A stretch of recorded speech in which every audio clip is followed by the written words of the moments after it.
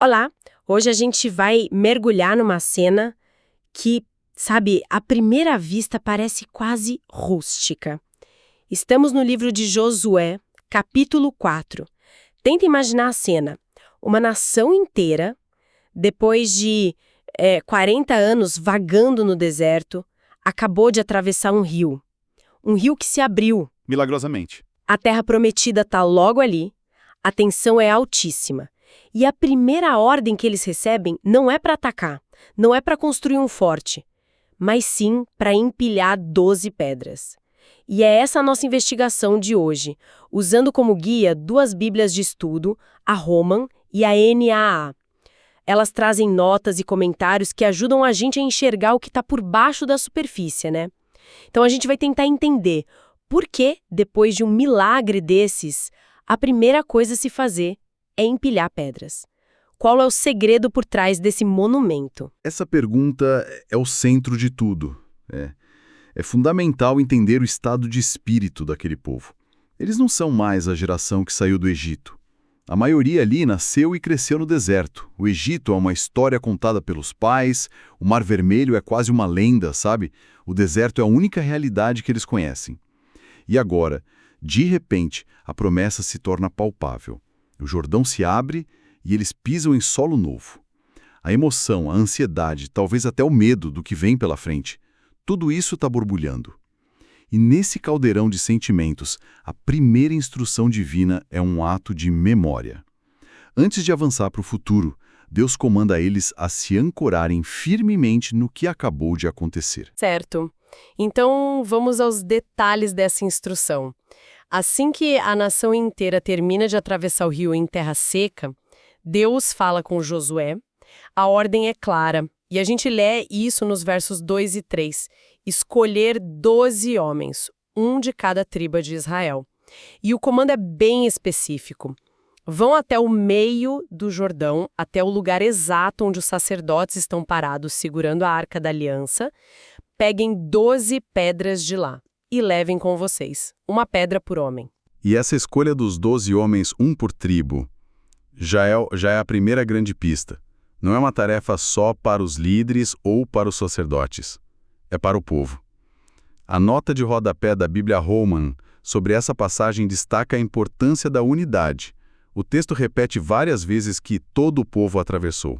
Ah, sim. Então, a escolha de um representante de cada uma das 12 tribos reforça que essa não era a conquista de um clã ou de um general, mas de uma nação unida. Ao fazer com que cada tribo participasse ativamente na coleta da pedra, a memória que estava sendo construída, ela se tornava intrinsecamente coletiva. Coletiva, claro. Cada tribo tinha literalmente um pedaço daquele milagre nas mãos. Não era mais uma história que eles ouviram, sabe? Era uma história da qual eles faziam parte. Faz todo sentido. E o texto diz que eles carregaram essas pedras nos ombros. Isso me faz pensar que não eram, sei lá, pedrinhas de rio. Deviam ser rochas pesadas, um fardo mesmo a ser carregado. O ato físico de carregar pedra já devia ser parte do processo de gravar memória no corpo, né? Não só na mente. Sem dúvida. O peso da pedra simboliza o peso e a importância da memória. Então esses 12 homens pegam as pedras e as levam para o primeiro acampamento deles na Nova Terra, um lugar chamado Gilgal. E lá eles erguem essas pedras como um monumento, um marco visível para todos. É o memorial público. Certo. Aquele que vai ficar ali no meio do acampamento para todo mundo ver. Mas o que pouca gente percebe, numa leitura mais rápida, é que essa não é a história completa. O texto esconde um detalhe fascinante no verso 9. É mesmo? O que foi que eu perdi? Eu li e pensei, ok, pegaram as pedras, levaram para o acampamento e construíram um memorial. Fim da história das pedras, certo?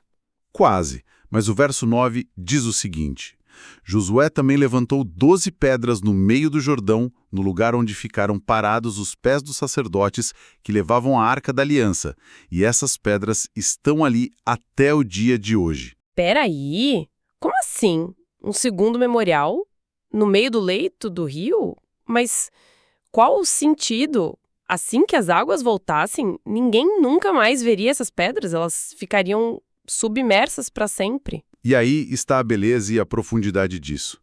A nota da Bíblia Holman sobre esse verso nos ajuda a entender essa dualidade.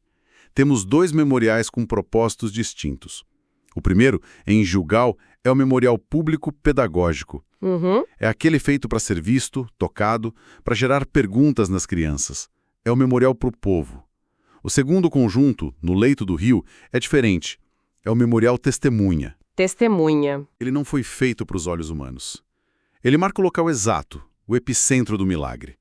É um testemunho para o próprio rio, para a terra, e talvez um memorial íntimo, conhecido plenamente apenas por Deus e pelos sacerdotes que estiveram ali.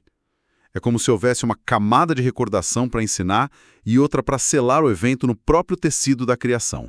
Nossa, isso muda tudo. Uma memória para ser contada e uma memória para simplesmente ser. Uma marca permanente no coração da travessia. E, falando em contar, o texto é muito claro sobre o propósito do monumento de Gilgal, o visível. Ele foi construído para ser uma provocação. A ideia era que, no futuro, as crianças vissem aquele monte de pedras e perguntassem: pai, mãe, o que significam estas pedras? É como se fosse uma curiosidade planejada. Exatamente, uma curiosidade planejada. Adorei o termo. O monumento não era um fim em si mesmo. Ele era um gatilho para a narrativa. E a resposta para a pergunta das crianças não podia ser vaga. O texto já entrega um roteiro. Eles deveriam dizer: as águas do Jordão foram cortadas diante da Arca da Aliança do Senhor quando ela atravessou o Jordão. A memória não era deixada ao acaso, à interpretação individual. Ela era estruturada, com um ponto de partida físico, as pedras, e uma narrativa específica a ser contada. Sim, para garantir que a mensagem central não se perdesse. Isso. Mas peraí, isso é interessante. Ligar um evento a uma história específica. A gente vê isso hoje. Mas aqui, eles vão além. A história não era só sobre o Jordão, havia uma conexão maior. Exato. E esse é talvez o ponto teológico mais importante de todo o capítulo. A nota da Bíblia NAA sobre os versos 21 a 23 é cristalina. A resposta completa à pergunta dos filhos deveria ser: porque o Senhor, seu Deus, fez secar as águas do Jordão diante de vós. Como? Fez ao Mar Vermelho, que secou diante de nós. Eles são instruídos a conectar explicitamente este milagre com o milagre fundador da nação, a travessia do Mar Vermelho que aconteceu 40 anos antes. Ah, então não eram dois milagres independentes. Era um padrão. Parece quase uma jogada de marketing teológico, no bom sentido. Era para convencer essa nova geração que não viu o Mar Vermelho de que o Deus dos pais deles ainda estava na ativa, fazendo o mesmo tipo de coisa.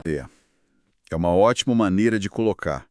Estabelece um padrão da ação de Deus. Não são eventos isolados e aleatórios. A mensagem é: o Deus que tirou seus pais do Egito de forma espetacular é o mesmo Deus que está colocando vocês na Terra Prometida de forma igualmente espetacular. Para a geração que cresceu ouvindo as histórias do Mar Vermelho, o Jordão se torna a sua própria experiência de primeira mão. Isso valida a fé dos pais e a torna pessoal. Faz sentido. O ato de lembrar, provocado pelas pedras, fortalece a crença na fidelidade e no poder contínuo de Deus. E a nota da Bíblia Holman sobre o verso 6 ainda acrescenta que a palavra hebraica para sinal, usada aqui, é a mesma usada para rituais sagrados como a Páscoa. Sério? Sim. Isso transforma as pedras num objeto litúrgico a céu aberto. Com a céu aberto. Que imagem poderosa. Mas o que eu não consigo tirar da cabeça é o timing de tudo isso. A situação é extremamente tensa. O texto nos lembra, nos versos 12 e 13, que cerca de 40 mil homens das tribos de Ruben, Gade e Manassés atravessaram armados para a batalha. Eles estão na vanguarda do povo, estão em território inimigo. Jericó está logo ali, com seus muros impenetráveis. E a primeira ordem do dia, a prioridade máxima é parar tudo e fazer um projeto de arte com pedras? Parece uma loucura do ponto de vista militar. Parece contraintuitivo, não é? Mas é precisamente aí que reside a genialidade da estratégia, que é espiritual antes de ser militar. Antes de enfrentar o inimigo externo, era preciso solidificar a identidade interna. Para quem eles estavam lutando? Em nome de quem? Ah! O memorial servia para responder essas perguntas. Era um ato de centralização. Antes da primeira batalha, eles se reúnem em torno de um monumento que diz: lembrem-se de quem nós somos e, mais importante, de quem está conosco. É um fortalecimento moral e espiritual que vale mais do que qualquer estratégia de combate. Ok. Então o primeiro propósito é para eles mesmos, para fortalecer a fé. Mas eles não estão sozinhos ali. Do outro lado do rio, em Jericó, as pessoas deviam estar observando tudo, aterrorizadas. Esse monumento devia ter uma mensagem para eles também, não? Imagina a cena, um exército inteiro parar um rio e, em vez de atacar, fica calmamente construindo um memorial. Isso deve ter sido enervante para quem assistia. Com certeza. E o texto deixa isso explícito. O verso 24, que é o clímax do capítulo, revela que o propósito era duplo. A primeira parte, como você disse, era interna. Para que temais ao Senhor vosso Deus todos os dias. Certo. Ou seja, para gerar reverência, obediência e identidade dentro de Israel. Mas a segunda parte é externa. Para que todos os povos da terra conheçam a mão do Senhor que é forte. Nossa, o memorial não era só um lembrete para Israel, era um testemunho para as nações. Era uma declaração de poder silenciosa, mas eloquente. Aquele monte de pedras em Gilgal era um outdoor que dizia a todos os cananeus: o Deus que está com este povo pode parar rios. Ele controla a natureza. Pensem bem antes de nos enfrentar. Uau! Era, ao mesmo tempo, um ato de adoração e uma demonstração de força geopolítica. Então, no fim das contas, essas 12 pedras são muito mais do que só pedras. Elas são uma âncora. Exato. Uma âncora para a memória coletiva, um símbolo de unidade nacional, com cada tribo representada, são uma ferramenta de ensino para os filhos e um outdoor de propaganda de guerra para os inimigos. Tudo isso num simples monte de pedras. Exatamente. O ponto central de toda essa passagem é a intencionalidade da memória. A memória, especialmente a memória coletiva de uma nação, não é algo que simplesmente acontece. Ela é construída. Ela precisa ser cultivada, protegida e transmitida ativamente. As pedras em si não tinham poder mágico. Eram, como você disse antes, provocadores de histórias. Foram projetadas para forçar uma pergunta e, ao forçar a pergunta, garantir que a narrativa fundamental da nação não se perdesse. Qual narrativa? A história de libertação, de aliança e de poder divino, para que não fosse diluída pelo tempo ou pelas dificuldades que, com certeza, viriam. Elas ancoravam uma história oral que pode se modificar em um objeto físico, inegável e permanente. Isso me deixa pensando. As fontes que a gente usou hoje mostram a criação de um monumento físico, pesado, tangível, para garantir que as perguntas certas fossem feitas e as histórias certas fossem contadas. E nós, hoje? Na nossa era digital, a informação é infinita, mas também é leve, é intangível e assustadoramente efêmera. Um post desaparece no feed em segundos, um arquivo se corrompe, um link quebra. Diante disso, a gente fica com a pergunta: quais são as nossas pedras de memória? Que marcadores permanentes, físicos ou não, nós estamos construindo para garantir que as histórias e os valores que realmente importam para nós, como famílias ou como sociedade, sejam transmitidos e não se percam nesse fluxo constante e avassalador de dados?